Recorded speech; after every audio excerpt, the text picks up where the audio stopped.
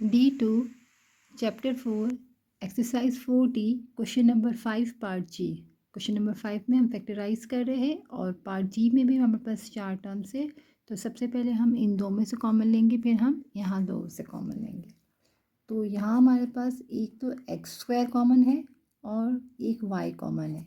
तो हमारे पास बचा वाई माइनस 5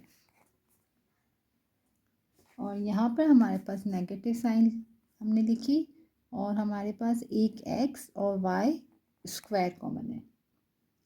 तो हमारे पास बचा यहाँ पर 5, नेगेटिव साइन कॉमन ली तो ये माइनस हो गया हमारे पास, और वाई। अब यहाँ पर भी ये वाई माइनस 5 है, ये 5 माइनस वाई है, तो यहाँ से हमें नेगेटिव साइन को कॉमन लेना पड़ेगा।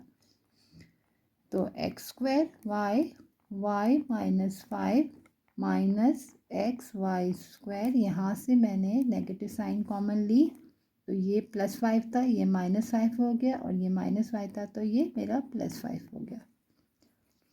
अब ये नेगेटिव साइन को हम यहाँ मल्टीप्लाई कर देंगे।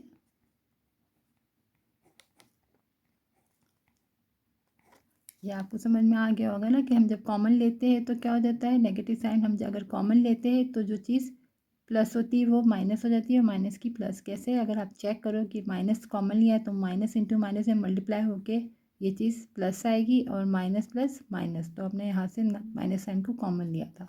अब ये माइनस साइन जो होती है वो यहाँ पर मल्टीप्लाई हो जाती है, तो ये हो जाएगा +xy² और ये ब्रैकेट में y जो पॉजिटिव था उसको हम शुरू में लिखेंगे और ये -5 को हम बाद में लिखेंगे।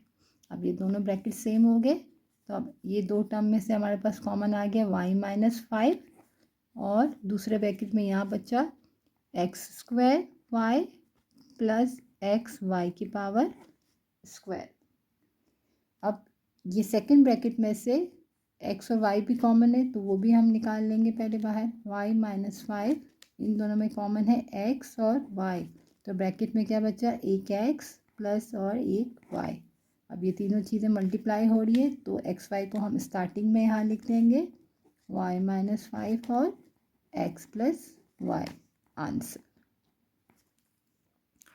इस क्वेश्चन को भी जैसे कि मैंने पहले आपको बताया कि जैसे 5 माइनस वाई है तो यहाँ पर भी हम अरेंज थोड़ा चेंज करेंगे। तो हम एक स्टेप हमें यहाँ, जैसे कि हमने यहाँ नेगेटिव साइन कॉमन ली तो वो हमें कॉमन नहीं लेनी पड़ेगी। किस तरह से, अगर इसी क्वेश्चन को मैं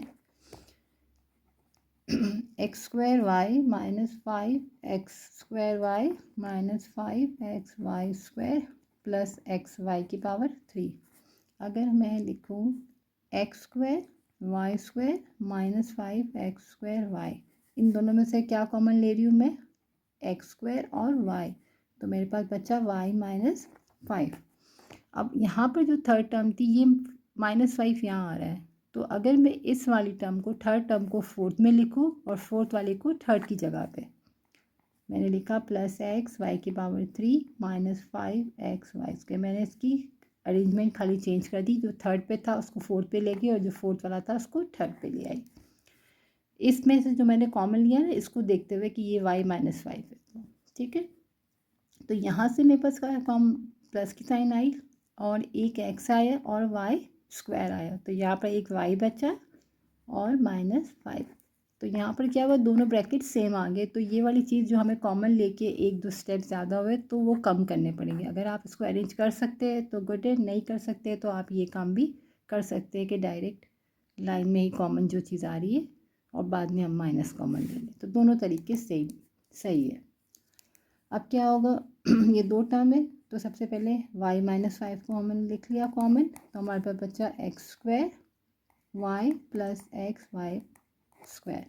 अब सेकंड वाले ब्रैकेट से एक्स वाई को हम कॉमन लेंगे, वही स्टेप्स हो जाएंगे सारे। तो यहाँ x प्लस वाई, अब तीनों मल्टीप्लाई में ये एक्स वाई को स्टार्टिंग में लिख लें हम, और x प्लस वाई आंसर।